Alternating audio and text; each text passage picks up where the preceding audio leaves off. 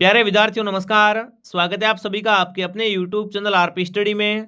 तो जो भी विद्यार्थी बीएसटीसी एग्जाम 2025 और पीटीटी एग्जाम 2025 की तैयारी कर रहे हैं, बीएसटीसी एग्जाम 2025 की तैयारी करने वाले सभी साथियों के लिए ये क्लास बड़ी इंपॉर्टेंट है। क्लास को आपको ध्यान से कंप्लीट पूरा देखना है और लास्ट में कमेंट करना है कितने प्रश्न आपका सही होते हैं, कैसी आपकी तैयारी है।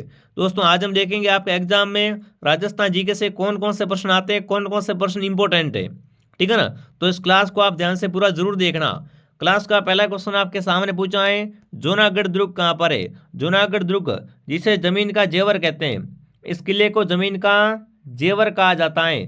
फटाफट कमेंट करेंगे जूनागढ़ दुर्ग है कहाँ पर, जयपुर में, जोधपुर में, अजमेर में या बीकानेर में। तो जूनागढ़ दुर्ग आपका कहाँ पर है विद्यार्थियों, बीकानेर में।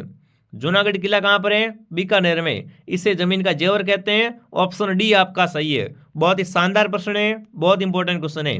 अगला प्रश्न आपके सामने, चांद बावड़ी कहाँ स्थित है।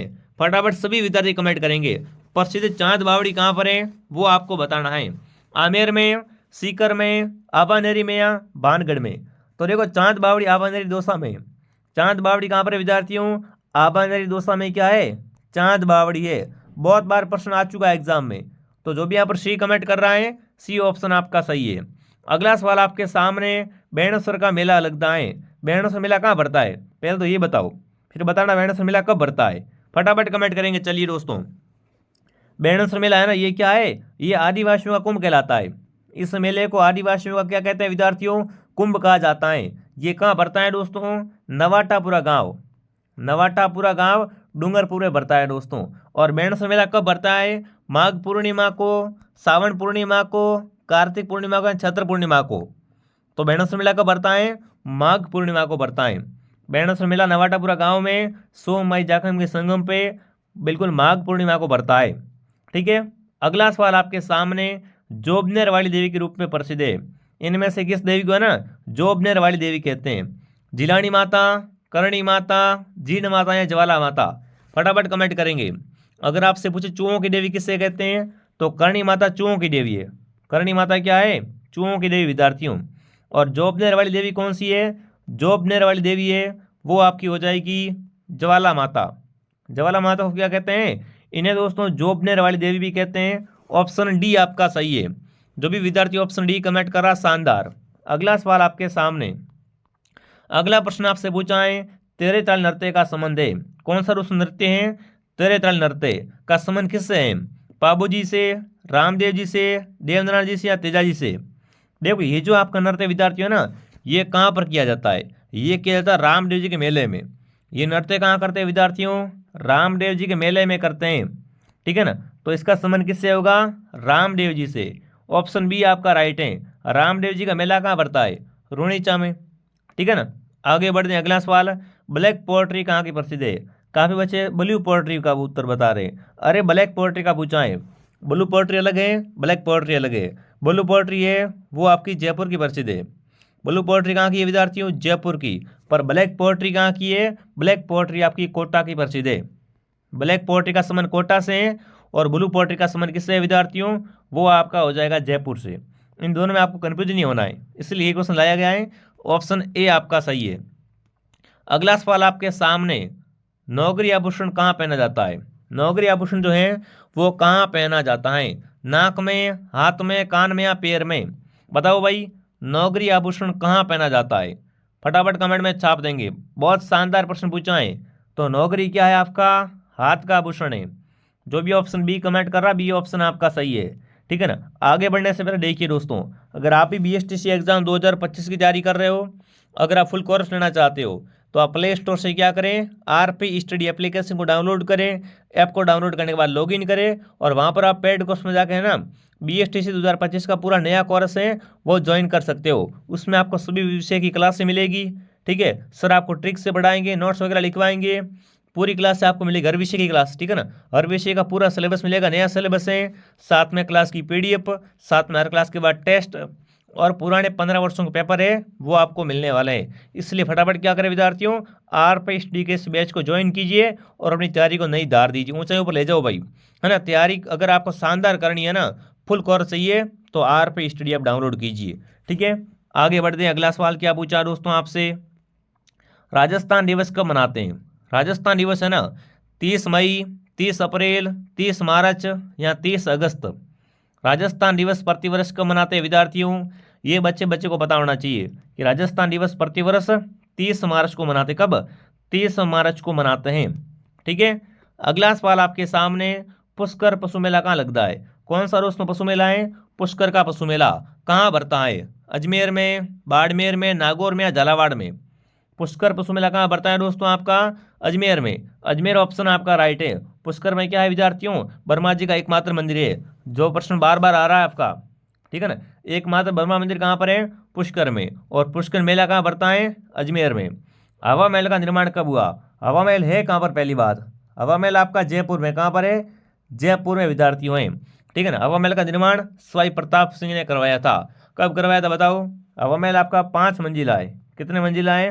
5 मंजिला। ठीक है ना। और हवा महल का निर्माण विद्यार्थियों 1799 में किसने करवाया था? सवाई प्रताप सिंह द्वारा करवाया गया था।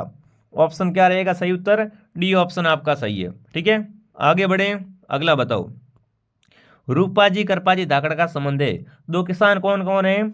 रूपाजी और करपाजी धाकड़, ये किसानों के नाम है। इनका संबंध कौन से आंदोलन से? बेंगू आंदोलन से, बिजूली आंदोलन से, बरड़ से या बीकानेर से?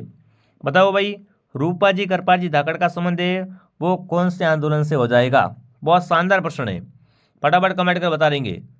तो बिल्कुल जो धाकड़ लोग थे ना वो बेंगू आंदोलन, किसमें? बेंगू आंदोलन में। ऑप्शन ए आपका सही है। अगला सवाल पूछा है, 18 शताब्दी की क्रांति के समय राजस्थान में ठिकाने व रियासतें थी। 1800 शताब्दी की क्रांति के समय राजस्थान में कितनी रियासतें थी और कितने ठिकाने थे? 19 रियासतें, 3 ठिकाने, या 6, 19, 3, 19? तो आपको पता है विद्यार्थियों, क्रांति के समय राजस्थान में 19 क्या थी? रियासतें थी। ठिकाने कितने थे बताओ? 3 ठिकाने थे। तो ऑप्शन ए आपका राइट है। बिल्कुल आपको क्रम से बताना है। पहले क्या पूछा है? पहले ठिकाने पूछे है ना, तो 3 ठिकाने हो जाएंगे और रियासतें हैं वो आपकी बाद में आएगी। मतलब ऑप्शन क्या रहेगा उत्तर? सी ऑप्शन आपका सही है कि 19 तो क्या थी आपकी रियासतें और 3 क्या थे आपके ठिकाने थे। अगला सवाल आपके सामने, सहेलियों की बाड़ी कहाँ पर है? बार बार आता सवाल ये, सहेलियों की बाड़ी है वो कहाँ पर है, या फिर इसका निर्माण किसने करवाया था? ये प्रश्न एग्जाम में बार बार आता है दोस्तों। तो सहेलियों की बाड़ी आपकी उदयपुर में। कहाँ पर है विद्यार्थियों?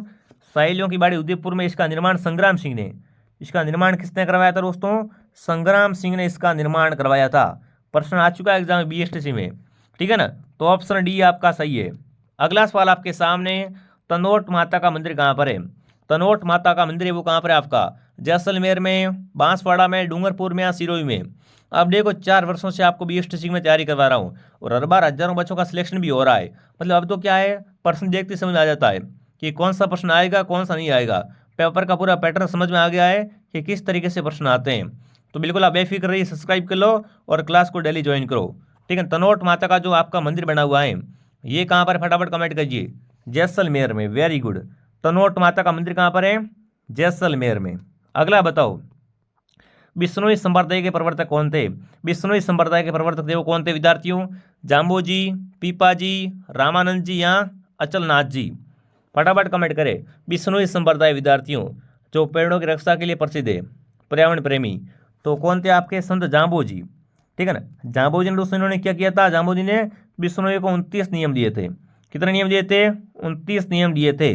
अब जो विद्यार्थी या जो लोग हैं ना इन 29 नियम का पालन करते हैं उन्हें क्या कहते हैं? बिश्नोई कहते हैं। तो ऑप्शन ए आपका सही है, ठीक है ना। ऑप्शन ए आपका सही रहेगा। अगला बताओ, धरती धोरारी है ना किसके द्वारा लिखित है? कौन सी दोस्तों आपकी रचना है? धरती धोरारी किसने लिखी विद्यार्थियों?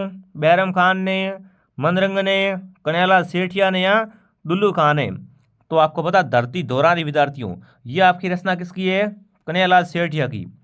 कन्हैयालाल सेठिया की रचना ध्यान रखना। अगला बताओ चलो, समसभा की स्थापना किसने की? समसभा की स्थापना दोस्तों 1883 में। कब हुई थी? 1883 में हुई थी।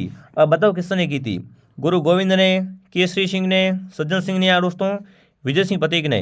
तो समसभा की स्थापना गुरु गोविंद ने, किसने दोस्तों? गुरु गोविंद ने बहनों के सामाजिक उत्थान के लिए की थी। कब की थी? 1883 में, ठीक है। समसभा हो गया, एक आपका भगत पंथ हो गया, इनकी स्थापना किसने की थी विद्यार्थियों?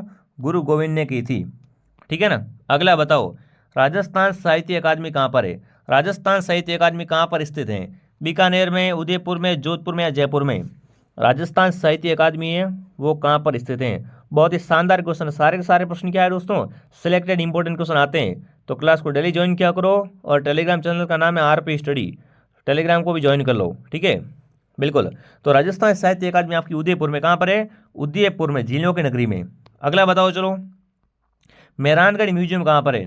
नाम से स्पष्ट है विद्यार्थियों, मेहरानगढ़ म्यूजियम है वो कहाँ पर स्थित है? फटाफट कमेंट कर देंगे। मेहरानगढ़ म्यूजियम कहाँ स्थित है दोस्तों? जयपुर में, जैसलमेर में, जोधपुर में या बीकानेर में? कौन सा म्यूजियम है आपका? मेहरानगढ़। तो मेहरानगढ़ आपका जोधपुर में। कहाँ पर विद्यार्थियों? जोधपुर में आपका मेहरानगढ़ म्यूजियम है। और मेहरानगढ़ किला है वो भी आपका जोधपुर में। अगला बताओ चलो, क्या पूछा है? झिंगोली का युद्ध कब हुआ? झिंगोली युद्ध हुआ था ना, वो आपका कब हुआ था? झिंगोली आपकी कहाँ पर? पर्वत स्तर में। ये युद्ध कब हुआ विद्यार्थियों? फटाफट कमेंट करेंगे। झिंगोली युद्ध कब हुआ था? फटाफट क्या करेंगे यहाँ पर? कमेंट करके बता देंगे। वेरी गुड, शानदार दोस्तों। 1807 में, 1744 में, 1815 में या 1740 में? तो झिंगोली युद्ध हुआ था आपका 1807 में। कब हुआ था? 1807 में युद्ध हुआ था। ऑप्शन ए आपका सही है। अगला प्रश्न, जांगल प्रदेश का भाग है, इनमें से कौन सा जिला है ना जांगल प्रदेश का भाग है? जांगल प्रदेश का भाग कौन सा बताएंगे विद्यार्थियों? चित्तौड़गढ़, पाली, बीकानेर या जयपुर? अरे जांगल प्रदेश के नाम से कौन सा जिला? बिल्कुल आपका बीकानेर, बीकानेर, बीकानेर, क्या बात है ना। बीकानेर क्या है विद्यार्थियों? यहाँ पर आपका जांगल प्रदेश के नाम से प्रसिद्ध था पहले, ठीक है। आगे बढ़ते हैं, क्या पूछा दोस्तों? गोसुंडी का शिलालेख कहाँ पर है? कौन सा आपका शिलालेख है? गोसुंडी शिलालेख। अजमेर में, चित्तौड़गढ़ में, भीलवाड़ा में या बारा में? गोसुंडी का अभिलेख या शिलालेख है वो कहाँ पर है? बहुत बार प्रश्न आ चुका है एग्जाम में। तो गोसुंडी शिलालेख कहाँ पर है विद्यार्थियों? ये आपका हो जाएगा चित्तौड़गढ़ में, राजस्थान की आन बान शान में, है ना। राजस्थान की आन बान शान, राजस्थान का गौरव कौन सा किला है? चित्तौड़गढ़ दुर्ग। अगला प्रश्न आपके सामने, द हिस्ट्री ऑफ राजस्थान के लेखक हैं। द हिस्ट्री ऑफ राजस्थान के लेखक कौन है? कर्नल टॉड या दोस्तों रविलास शारदा, रीमा आहूजा या इनमें से कोई नहीं? अरे आपसे क्या पूछा है? द हिस्ट्री ऑफ राजस्थान पुस्तक के लेखक कौन है आपके? रीमा आहूजा।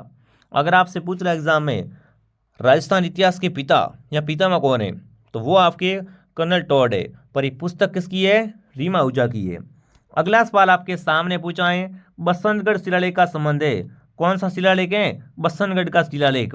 बीकानेर संबंधित है, नागौर से, चित्तौड़ से या सिरोही से? बताओ।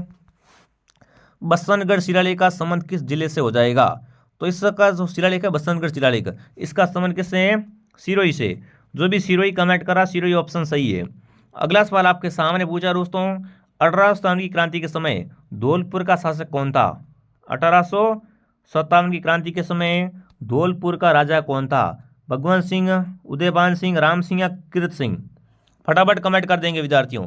क्रांति के समय धौलपुर का शासक कौन था? बहुत अच्छा प्रश्न है, सपने लायक प्रश्न है विद्यार्थियों, है ना। एक बार सभी क्या करें, यहाँ पर क्लास को शेयर करें विद्यार्थियों। जिसने भी कोर्स परचेस नहीं किया है वो आरपी स्टडी ऐप को डाउनलोड करें, अभी भी आपके पास मौका है। अभी भी आप क्या विद्यार्थियों 1 साल को गंवाने से बचा सकते हो और बढ़िया तैयारी कर सकते हो, ठीक है ना। बहुत कम प्राइस है और वहाँ से आप क्या कर सकते हो दोस्तों, पूरा कोर्स डाउनलोड कर सकते हो। तो सही उत्तर क्या रहेगा? भगवंत सिंह। भगवंत सिंह क्या थे? आपके क्रांति के समय धौलपुर के शासक थे। ये आपके 25 इंपॉर्टेंट क्वेश्चन थे, ठीक है ना। 25 में से आपके कितने सही हुए कमेंट कीजिए। ऐसे ऐसे क्वेश्चन मैं और भी लेकर आता रहूँगा, ठीक है। जिसको फुल कोर्स चाहिए वो download RP study app, Telegram channel का नाम भी आरपी स्टडी, वो भी ज्वाइन कर लो। मैं आपको मिलता हूँ नेक्स्ट क्लास में। जय हिंद, जय भारत।